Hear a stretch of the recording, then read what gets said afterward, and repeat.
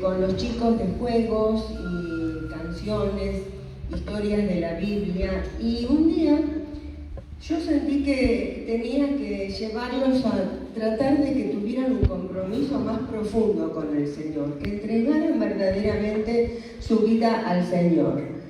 Y lo planteé con palabras sencillas, bien, y cuando yo les pregunté si alguien le quería pedir perdón a Jesús, una nena de 12 años me dice, no, yo no. ¿Vos no qué? Yo no quiero. ¿Pero qué te pasa? Porque era una forma que me lo decía muy, como con mucho rechazo. ¿Qué es lo que no querés? No, yo no quiero irme al cielo como mi abuela. Ella había entendido que si le pedía perdón a Jesús, se tenía que morir, porque su abuela acababa de morir. Bueno, yo le había explicado de la manera más sencilla posible, claramente, pero ella había entendido mal. Y a veces encontramos problemas cuando queremos presentarles las buenas noticias a Jesús. ¿Qué problemas se encuentran? Me gustaría que en 2 minutos nada más, voy a mirar la hora, en 2 minutos charlen con la persona que tienen al lado o atrás, si no tienen a nadie al lado, sobre qué dificultades se encuentran cuando quieren guiar a un niño o una niña al Señor. En dos minutos.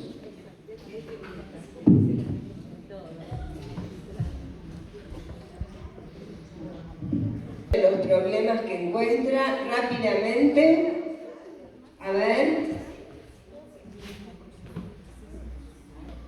ver, ¿quién se anima a decirlo fuerte? No sé si hay otro micrófono, porque no tenemos mucho tiempo. A ver, sí. A mí me pasaba que yo no sabía. No sabías cómo. Bien.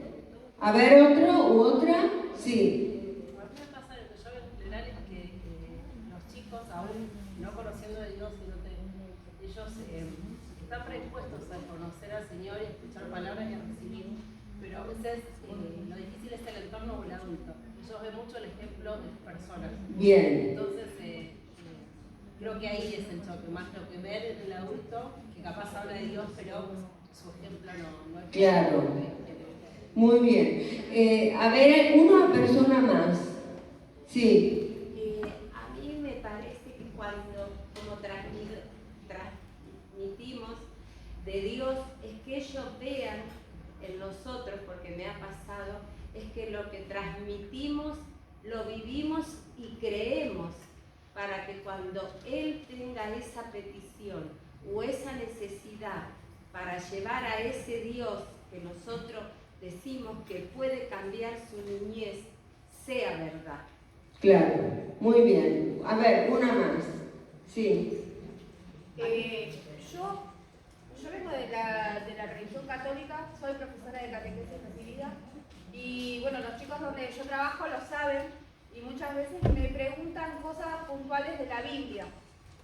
Entonces yo les manifesté que no estoy más en la religión católica y salió el tema del Génesis, que está ahora por Telefe.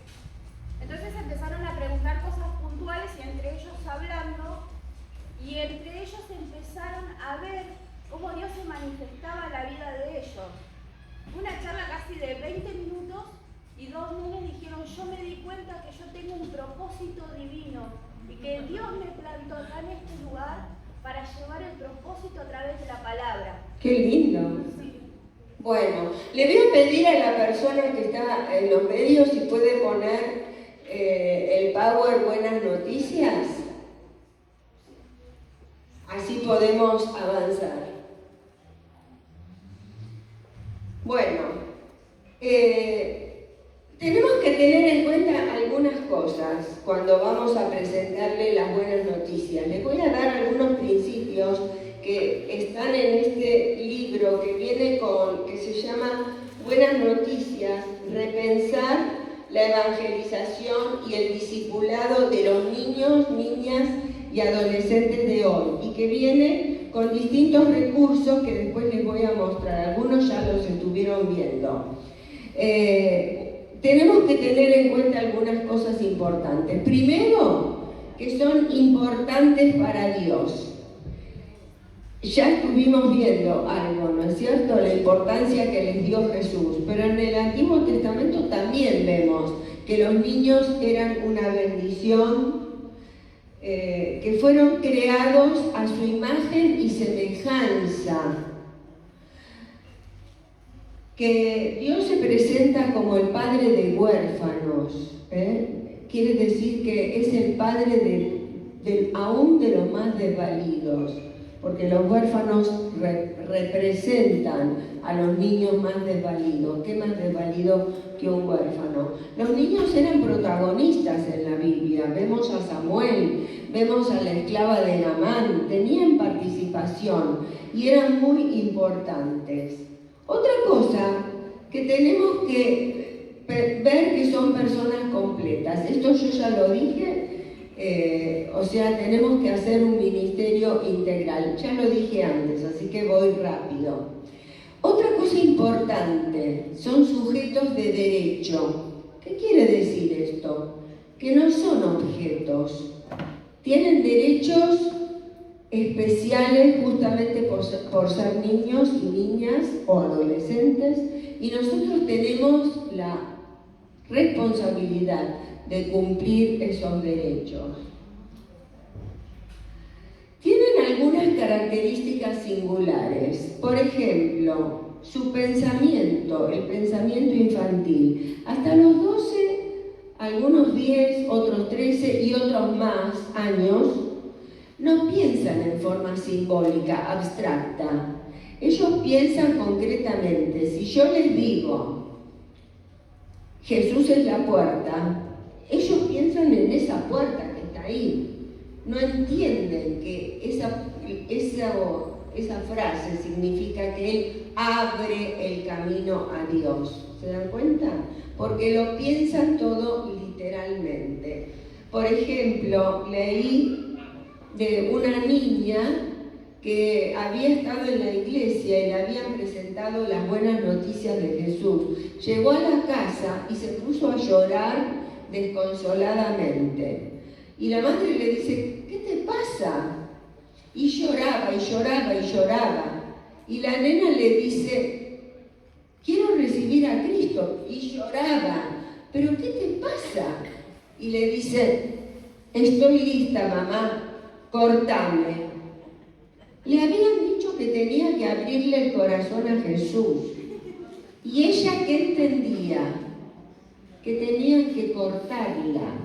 Lo entendía literalmente. Y tenemos que tener cuidado, porque en la Biblia hay muchos símbolos y abstracciones que los chicos no entienden. Por ejemplo, en la Biblia en lenguaje actual, yo trabajé en la traducción junto con todo un equipo de Latinoamérica. Lo que tratamos es de, sin cambiar el significado de la Biblia, de tratar de ponerlo en lenguaje concreto para que lo puedan entender, porque cuando traducíamos, pensábamos en los niños y las niñas, entonces tratábamos de hacer eso. Entonces tenemos que cuestionar los estereotipos y las formas en que evangelizamos. Por ejemplo, les decimos que el pecado es negro. ¿Dónde dice la Biblia eso? No lo dice en ningún lado. ¿Y cómo se siente un niño, una niña o adolescente que tiene la tez oscura y que le dicen que el pecado es como el color de su piel? Se siente muy mal, ¿se dan cuenta? Entonces tenemos que tener cuidado, porque sin darnos cuenta, fíjense, yo no quise cuando enseñé decir que tenían que morirse para poder pedirle perdón a Jesús. Pero ella había entendido eso, ¿se dan cuenta? Entonces a veces nos pasan esas cosas. La afectividad, son muy sensibles, entonces tenemos que poner emoción, pero no manipularlos, no exagerar. Por ejemplo, me contó una persona que sabe narrar muy bien y que es muy expresivo. Y dice que estaba narrando la historia de Saúl y Goliat. Y de repente mira a los chicos, estaban todos llorando, porque había puesto tanta emoción. Bueno, tenemos que poner emoción, pero tener cuidado, ¿se dan cuenta?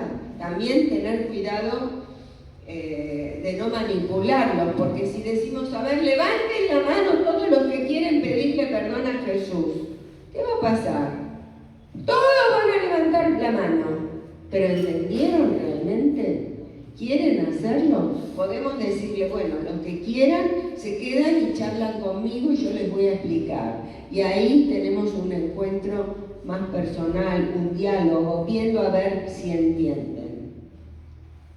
Porque ellos además van a querer agradarnos si los queremos, si nos quieren. Y entonces no tenemos que manipularlos. Otra cosa importante, hablamos antes de la familia de Jesús, pero en la Biblia, en el Antiguo Testamento, también vemos a una familia que es muy importante, que Dios le dice a los israelitas, yo soy uno, ámenme, obedézcanme, y luego les decía, enséñenle esto a sus hijos, hijas y adolescentes. ¿Se dan cuenta? O sea, la familia es muy importante como comunicadora de la fe. Por eso es importante cómo vivimos en la familia. Esto no significa, ojo, no hay que sacar conclusiones equivocadas, que no hay que tener reuniones bíblicas para chicos cuyas familias no son cristianas. No, tenemos que tenerlas. Claro que sí, es importante.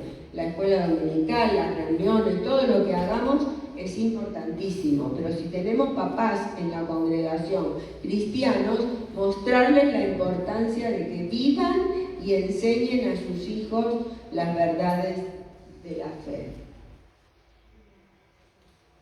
Otra cosa importante, a veces pensamos en los niños y pensamos que son como nosotros.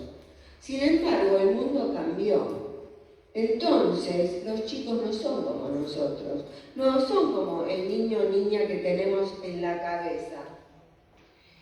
Hay, como ya dije antes, mucha desigualdad, mucha pobreza, hay familias distintas, hay familias ensambladas donde están el papá, la mamá, los hijos de una familia, los hijos de otra, hay familias que tienen solamente a la mamá, más los hijos, hay familias que tienen solo al papá, más los hijos, hay familias donde no hay hijos, bueno, ahí no hay chicos a los cuales educar, pero son familias igual. Hay familias donde está el papá, la mamá, el tío, la tía o la abuela, el abuelo, en familias extendidas. Entonces, las familias son distintas. También la forma en que se vive adentro de esa familia. Hay familias donde son más democráticas que otras. Hay otras que son más patriarcales, donde el hombre tiene plena autoridad sobre la mujer, sobre los hijos, pero hay otras, y bueno, a veces hay violencia en esas familias. Hay otras familias donde las relaciones son más horizontales. Entonces hay cambios. Hay incertidumbre en relación con los valores. Los papás y las mamás a veces no saben, y a veces también los docentes, las docentes, qué valores enseñar a los chicos. Porque no es que no hay valores, pero hay valores distintos. Entonces hay mucha incertidumbre. Nosotros como cristianos tenemos los valores de la palabra de Dios, pero hay confusión muchas veces en cuanto a lo que está bien, lo que está mal, lo que se puede. Y los chicos tiran de la cuerda y a veces tenemos dificultad. Bueno, como ya dije antes, migraciones, mudanzas y la soledad. Los chicos de hoy están muy solos, a veces al lado del televisor o del teléfono, y ellos son las niñeras, el chupete electrónico. Entonces tenemos que darnos cuenta de que chicos de todos los niveles sociales están pasando soledad. Hay un debilitamiento de las instituciones y la autoridad. Los chicos, yo recuerdo una película que vi, para los que son docentes, es una hermosa película, que se llama Escritores de la Libertad. Un chico le dice a la profesora, ¿pero usted qué se cree? ¿Que yo le voy a hacer caso porque es docente? Antes sí, yo fui docente desde los 17, casi 18, y los chicos me hacían caso, no tenía problemas. Pero hoy no, hoy tenemos que ganarnos la autoridad. Y esto tiene sus cosas buenas, porque no tenemos que ser autoritarios, ¿no? Porque eso no ayuda. Límites, pero límites positivos, sin autoritarismo, con autoridad. Hay que construirla y hay que construir los límites junto con los chicos. Entonces, la infancia es distinta porque el mundo en que vivimos es distinto. Muchos chicos, como vimos en el bloque anterior, sufren por el pecado de otros.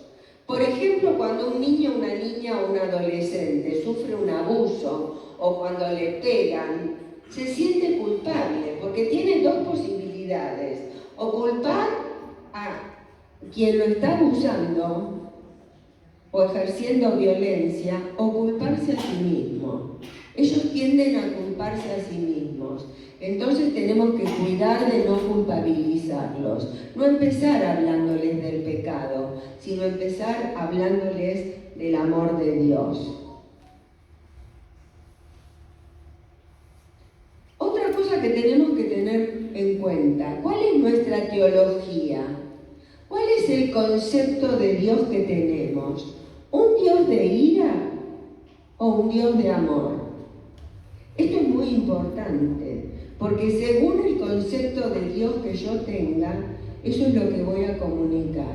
Como vimos, Jesús nos ama, es compasivo, es misericordioso, y mostrar esa cara de Dios. Esto es algo importantísimo. ¿Para qué?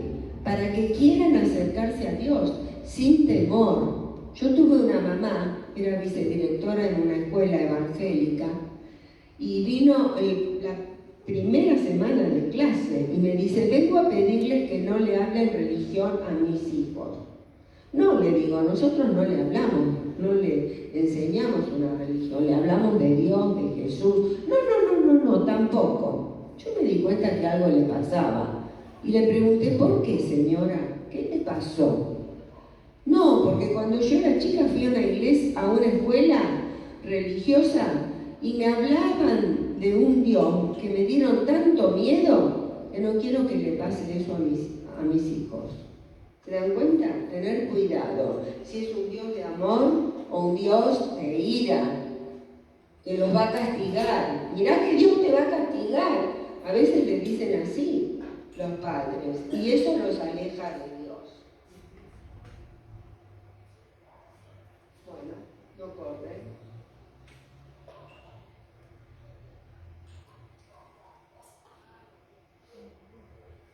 Una cosa importante. A ver.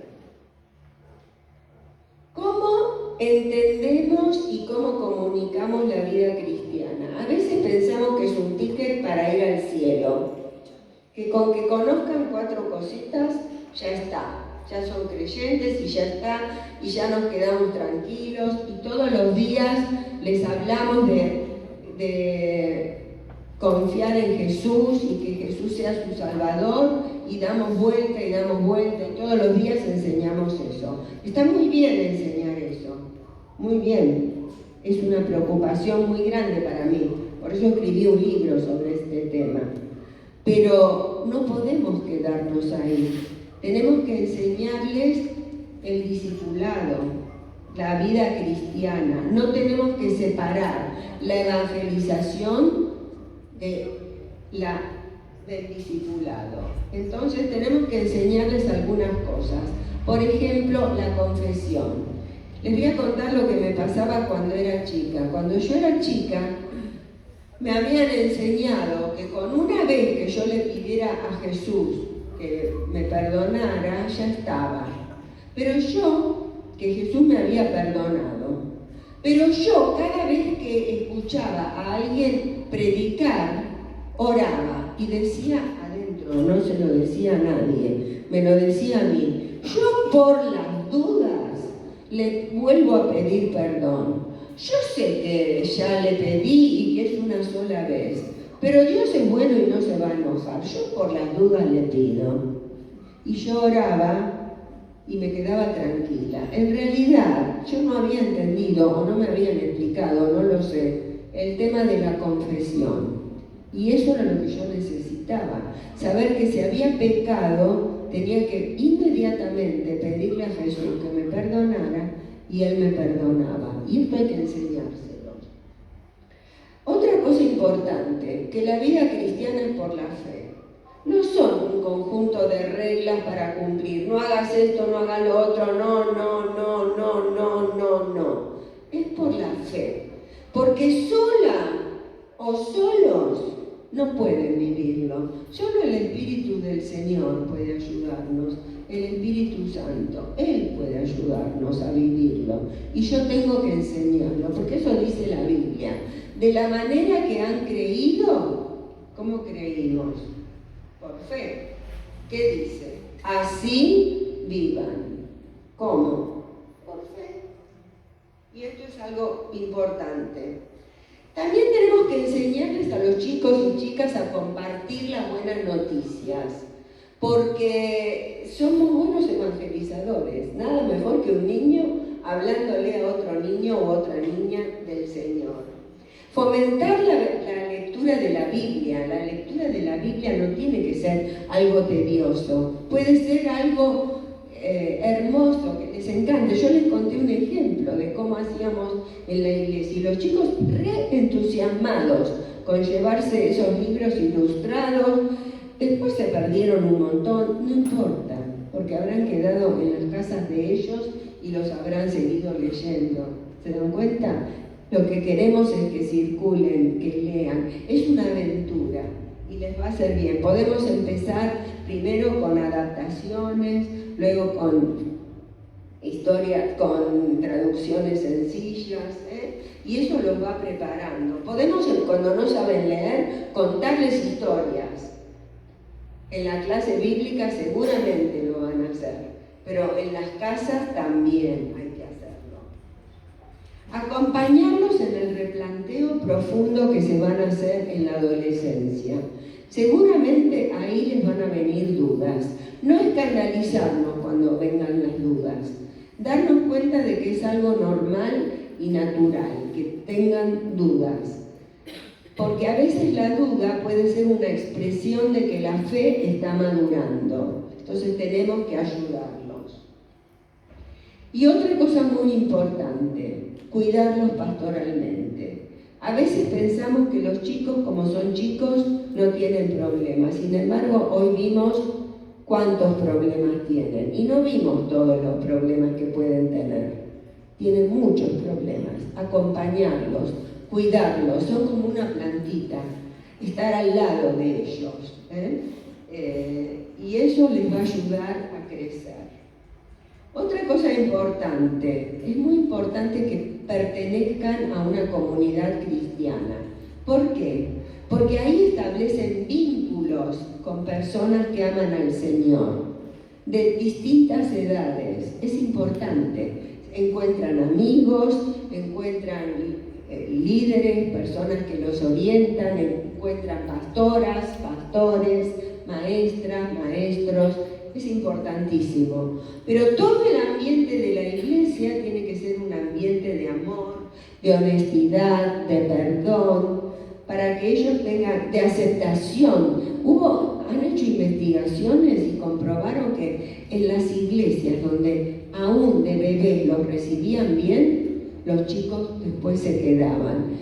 Y yo observé muchas veces que por ahí entra una familia nueva a la iglesia, saludan al papá, a la mamá, a la abuela, y a los chicos no. ¿Se dan cuenta? Los dan por sentado. No, esto no ayuda para que ellos se quieran quedar. Múltiples modelos. en la iglesia van a encontrar personas que viven la vida cristiana. Entonces, eso les ayuda a ellos a vivirla también. Tenemos que cuidar, yo puse una palabra difícil, si acá hay docentes la van a entender, la transposición didáctica. Voy a explicarlo, porque una vez la simplifiqué y no se entendió mal. Cuando yo presento una historia bíblica o cuando doy una clase de cualquier tema, yo tengo que adaptarlo, ponerlo en el lenguaje. No es lo mismo hablarle a un niño de 2 años que hablarle a un adolescente de 16. Yo tengo que hablar en los términos que ellos entienden. Eso es la transposición didáctica. Pero cuando yo adapto el mensaje, tengo que cuidar de hacerlo en el marco de toda la Biblia, no modificarlo, respetar lo que dice la Biblia en otros pasajes. Considerar cómo piensan y cómo aprenden los chicos. Aprenden haciendo, aprenden participando, aprenden en forma concreta. Y yo tengo que proponer actividades para que ellos puedan aprender de esa manera, no hablarles mucho tiempo. Y observar cómo reaccionan al mensaje. La historia real que yo les conté al principio es una muestra de ello. Yo había hablado bien, usando términos sencillos, sin usar simbolismo, sin usar abstracciones. Habíamos, hasta llegar a ese momento, pasado por un montón de clases enseñándoles distintas cosas, y la nena entendió mal. Entonces yo tengo que observar eso, porque la educación es diálogo, tengo que dialogar. Y bueno, así puedo corregir. Pero, si bien esto es importante, tengo que tener algo claro, que ya dije. La vida espiritual la produce el Espíritu Santo. Si algún día metí la pata y me equivoqué, como me pasó a mí muchas veces, el Espíritu Santo puede borrar mis errores y hacer que los chicos entiendan. Porque Él es el que lleva, el que ilumina, el que ayuda para comprender, el que ayuda para nacer de nuevo a los niños y las niñas. Pero bueno, es importante tener en cuenta estas cuestiones que yo les dije. Y ahora quiero mostrarles algunos recursos concretos que son los que están en el libro. El primero, Jesús y los niños. Esto es una historia cuyo propósito es que los chicos se acerquen a Jesús. Bueno, ahí lo tienen, lo van a ver mejor. Que se acerquen, que tengan ganas de acercarse. Se las puedo contar en la casa, se las puedo contar como parte de una clase. Puedo pedirles a ellos que las renarren, porque a lo mejor ya las saben. Puedo colgar, hacer un cuadro, como hice con una sobrina nieta, que al año y medio, fue cuando salió este libro, al año y medio de ella, y ella pasaba por su casa, mi esposo me lo enmarcó y dijo Jesús. Y sé de una iglesia donde lo hicieron grande, porque si observan bien el cuadro, van a ver que los chicos están vestidos con ropa actual, porque esto me lo preguntó el dibujante. ¿Puedo ponerlo en ropa actual? Sí, ponele. Podemos pedirle a los chicos que se dibujen, que lo dramaticen, que lo cuenten de nuevo. Bueno, es para los más chiquitos, porque tenemos que ayudar para que sus actitudes vayan cambiando. Hay otra historia de Gaby, es una historia de la vida real, que la escribí pensando en lo que le pasa a los chicos de hoy. A esta chica no le faltaba nada. Es una historia a partir de los 9 años. No le faltaba nada. Tenía de todo. pero se la pasaba en la computadora, hasta que venía su hermano y la sacaba y empezaban las peleas. Sus padres trabajaban todo el día, se ocupaban de brindarle todo materialmente, pero a esta nena le faltaba cariño. Hasta que un día fue a la casa de una amiga, eran más pobres, esta no está en la lámina, eran más pobres, pero ella vio que había un clima, que había amor, y que oraban y que leían la Biblia. ¿Y qué es eso?, empezó a preguntar. Y la amiguita le empezó a contar, valiéndose de este librito, Un amigo para siempre, del cual después les voy a hablar. Y en sus palabras y con esta ayuda, ella la llevó al Señor. Qué lindo, ¿no? Bueno, ahí está Gaby, pensé que no lo había puesto. Nacho, esta es una historieta, a los chicos les encanta. El otro día una mamá que la compró me dijo que su hija la quiere leer todas las noches. Es una historia tristemente real. Un día salgo de la iglesia y veo a un chico que está enojado. Y le pregunto, ¿qué te pasa? ¿Estás enojado? Sí, me dice. ¿Con quién? ¿Qué te pasó? ¿Saben qué me dijo? Estoy enojado con la vida. 11 años. Yo no lo podía creer, pero fue así. Era un chico que padecía violencia, es una historieta, ¿ven? Es un chico que padecía violencia en su casa por parte del esposo de su mamá. ¿Y él qué hacía? Él actuaba con violencia frente a su hermana y frente a sus compañeros y amigos. Y entonces un día lo invitan a un equipo de fútbol de la escuela, de la iglesia, perdón. Lo invitan y él empieza a ir, le gusta, se siente medio raro porque los chicos lo aceptan. Él empieza a hablar con el líder. No, me tratan bien porque no me conocen. Él no podía creer que lo quisieran. Los chicos no respetaron las reglas, entonces del juego empezaron a portarse mal, todos. Entonces el líder paró el partido y los hizo reflexionar acerca de las reglas. Bueno, y después Nacho preguntó, bueno, después comieron, siguieron hablando. Nacho preguntó si podía venir al sábado siguiente, le dijeron que sí, y empezó a ir.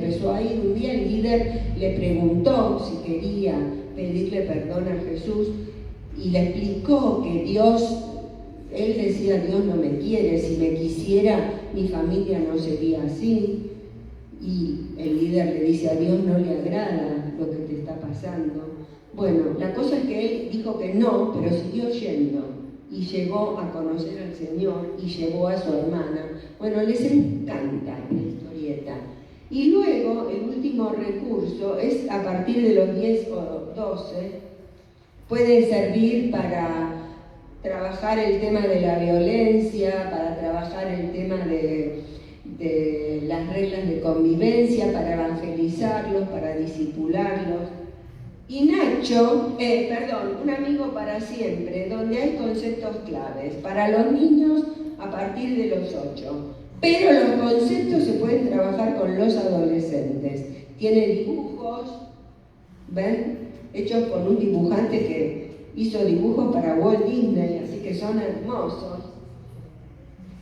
Es para dialogar con los chicos. Después que hemos dado una clase, usado estrategias narrativas como narraciones, drama, si hay chicos que quieren conocer al Señor, podemos tener un diálogo donde se les presenta el mensaje del Señor y también se les presenta el discipulado. No es que hay que presentarlo todo junto.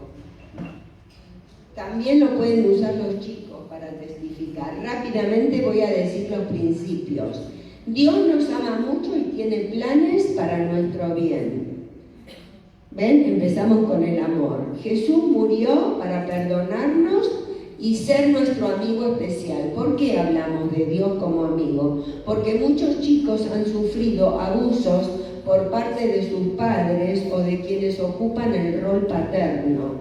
Entonces, hablarles de Dios como Padre puede chocarlos, aunque a otros no. Si hablamos de Dios como Padre, hay que enfatizar que es un papá bueno, muy bueno. Jesús murió, Dios nos perdona si confiamos en Jesús. Y algunos principios de discipulado: Dios es un amigo especial que nos ama, nos entiende y escucha nuestras oraciones. Podemos vivir como Jesús vivió si confiamos que Dios nos ayudará. ¿Ven? Es por la fe. Podemos disfrutar de la aventura de descubrir en la Biblia cuánto nos ama Dios y cómo desea que vivamos. Podemos contarles a los demás que Jesús quiere ser su amigo especial. Podemos disfrutar de la vida de paz, esperanza y alegría que Jesús nos prometió. Y les dejo el versículo: dejen que los niños y las niñas se acerquen a mí, no se lo impidan, porque el reino de Dios es de quienes son como ellos y ellas. Que el Señor les bendiga y les ayude para llevar los niños y las niñas verdaderamente a Él.